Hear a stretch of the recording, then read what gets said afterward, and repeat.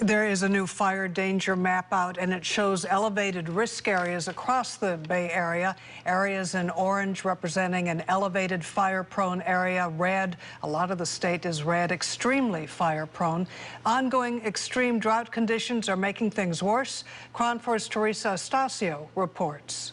Quadcopter 4 swooped in and recently captured these images. The usually lush and full reservoirs in Marin County parched and providing an alarming look at how the drought is accelerating fire season.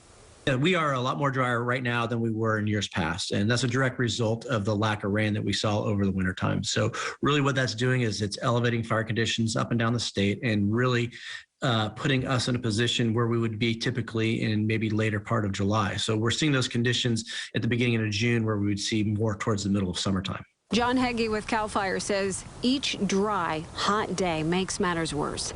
Vegetation becomes more vulnerable to a wildfire. What this means is, droughts don't start fires, people start fires typically. What that means to us is we really need to be uber vigilant on our actions. Despite the dark picture, Heggie says due to early drought projections, Governor Gavin Newsom ordered CAL FIRE to shore up sooner than a typical season. So we kind of saw this coming, and so we were able to make efforts to get all of our staffing in at an earlier pace than we would typically. And so really we are at that peak level staffing in the next couple weeks. And he says that technology is on hand to help out as well.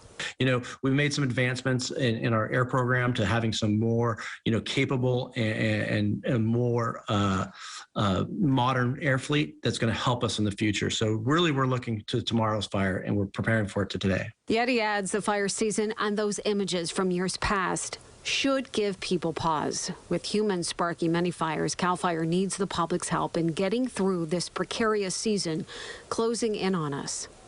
We have a partnership with the community, and we are going to do our part, but we're asking the community to do their part, and that means clearing that brush, having an escape plan, being prepared. Living with wildfire in California is something we all do and we all are aware of, and it's part of our culture now, and we just need to embrace it, unfortunately, and understand how to live with it and do our best to prevent it.